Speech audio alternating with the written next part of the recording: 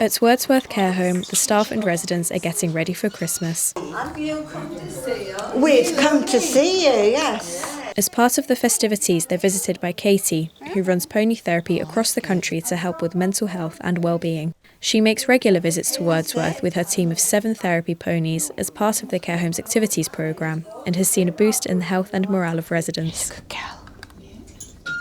Katie, alongside Glory the pony, makes sure to visit each and every resident, carefully navigating the corridors and lifts. Oh, like your tree? There's another one in the lounge. Therapy is just one of 3 ways in which animals are increasingly being used to help people. Emotional support animals are used as companions to usually help with mental health or for the well-being side effects of severe physical illnesses. Meanwhile, assistance or service animals are used to help with an increasing range of disabilities. But the lines can become blurred between these categories. Good boy. Forward. For example, did you know that 2 of Katie's miniature ponies are being trained as the UK's first guide horses? It can take years to train a service animal, and 3-year-old Digby has 18 months to go, so he's practicing his voice commands at York train station. Today's mission was to get him used to, like, the lifts, the trains, the noise, the bustle, and to get him to stand. Wait. Good boy. Forward. Good boy. The public are surprised to see a pony on their travels. So has it got a reservation?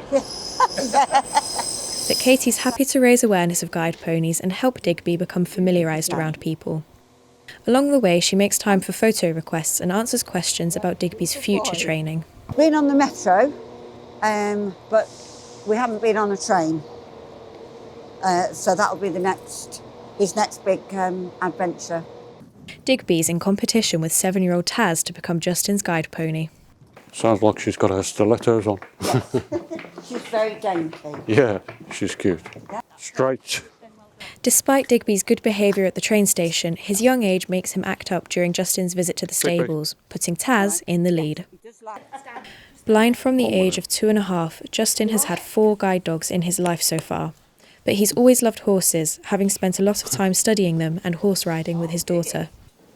Wait. Good boy.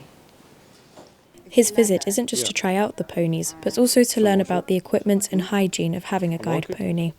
What I'll do is I'll put it on so then you can feel it. Okay. Yeah, and then we can take it off. That's one of the straps. And there's the poo bag. Yeah.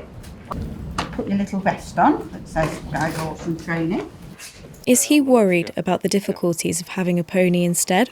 Justin's already sourced materials for a stable. Good boy. Go down a bit. Off it comes. It's going to be a learning curve. It's not going to be quite as straightforward as with a guide dog, but I'm happy with that. I don't believe in just doing things because they're easy. It's something I really, from my heart, want to do. So I'll give everything I've got. Although Justin is moving from a guide dog to a pony, assistance dogs are now being trained to help with a wider variety of health conditions. Brogan has gone from 14 epilepsy seizures a day to just 4 per month, partly thanks to Wadsley, one of only 5 seizure alerts dogs in the UK. The bit before a seizure is called an aura, and some people can detect their own auras, but I can't, and that's where Wadsley comes in. And he's something you can smell, so changing your pheromone or hormone levels, a scent that he picks up on, and he'll alert me 48 minutes before my seizure, and he never misses one, never gets it wrong. And from there, I'll set an alarm on my watch, so I know exactly when I'm going to collapse, and I'll get myself to a safe space to lie down. Wadsley's impressive detection time has allowed Brogan to regularly play and compete in rugby, picking up numerous awards and trophies along the way. And it's not the only freedom he's given her. So before I got Wadsley, I was kind of given a long list of things that weren't safe for me to do on my own anymore, including bathing and leaving the house. And now I've got Wadsley, I have a full-time job and I play full contact women's rugby. Wadsley sits on the touch side in his own little tent and watches the game. I go kayaking and he swims around next to me. I go swimming and he sits by the poolside. We're currently training to do 3 peaks, so we climb mountains and stuff together. So I've got my life back on track now. Without his vest, Wadsley gets to rest and play as a normal dog.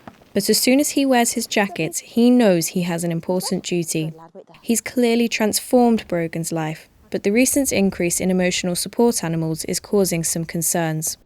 There's a bit of a grey area where people are mistaking emotional support animals as assistance animals, or they're trying to pass off their emotional support animals as assistance animals, and then they're taking them into public buildings where they're not allowed to be. And for example, if their animal approaches my dog and distracts him, that can cause harm to me. He's then not focusing on me and he's not looking after me in the way he should. Dogs trained by Assistance Dogs UK carry one of these, which is their ID, and that proves they're an assistance dog and outlines the law surrounding that. So what is an ESA? Mike has suffered from ADHD and severe anxiety and depression for years, making it tremendously difficult to leave the house. He now has an emotional support animal, Pixie the cat. She helps him feel calm and relaxed enough to go out in public and lead a regular life. Pixie's my emotional support cat, and she just makes leaving the house a whole lot easier. Being able to leave the house on my own is pretty much an impossible task most of the time. So having Pixie with me on my shoulder, wanting to go out and on an adventure gives me purpose and just helps me get on with my day-to-day life. Mike is happy to chat to the public about ESAs, but agrees that people need to be clearer on the rules that differ them from assistance animals. Nice to meet you, man. No problem, dude. Have a good day. So the really important thing to know is that emotional support animals are not trained the same way as service animals or service dogs. Pixie has no training. This is just how she is. Whereas a service dog will have years of training, you know? That's not what Pixie's gone through. She just helps me in my day-to-day life. ESAs don't have any legal rights in the UK. So when I go anywhere with her, if I'm going into a public place like a shopping centre or anything like that, or a bus, I always ask permission first. I always ask permission that they're okay with it. And if they say no, that's okay. If they say yes, brilliant, we can go about our business. The lack of legal recognition and confusion over the rules has led to many fake online ESA registration websites, and Mike admits to falling for one of these scams when first trying to register Pixie. There's so many scams online that say you can register your animal as a ESA in the UK, and because it's not legally recognised, you know that these are scams. We spent £50 on a card that means nothing, and all you need is a GP's letter to say that you function better in society with your animal, and that's it, you know? The Equality Act 2010 outlines the laws surrounding assistance animals, including their public access rights. The Department for Work and Pensions were contacted for a reply regarding criticisms over the lack of ESA legislation and the lack of clarity for assistance animal users. Unfortunately, the DWP were unable to provide a response on this occasion. After all this, can we justify the increased use of animal therapies despite confusions and potential issues they may cause? David is a senior occupational therapist who later founded an animal therapy farm for community health and development needs via specific, targeted treatment. He acknowledges the therapeutic and scientific basis behind animal therapies. Occupational therapy is basically the use of purposeful activities to help people to either recover from an illness or to manage a chronic illness. And also we use biophilia, which is the theory that the human brain is constructed in such a way it's designed to engage with nature and with animals and with the living environment. And if we use that, that automatically helps people to have a better quality of life. Regardless of the exact form of animal therapy, there are clear benefits to the user. But despite this, there are possible dangers, especially when it comes to attachments and vulnerable individuals. When you make that available, it's very healing for people, so they become dependent upon it. And so you can't just discharge them in the way that perhaps you normally would from OT treatment. So you have to think carefully about how you can provide those things in their lives if they're discharged from here. Back at Wordsworth, Katie has a breakthrough with Dorothy. She's an especially poorly resident who is unable to speak or move, but she's just opened her eyes and squeezed Katie's hand. That's it. Well done, Dorothy. Oh, lovely and relaxed. That's it, Dorothy. Yeah. Oh, lovely. Happy Christmas. Yeah? Happy Christmas. Bye, Dorothy. That's made my Christmas. Don't need anything now. Activities coordinator Chris is thrilled with the results.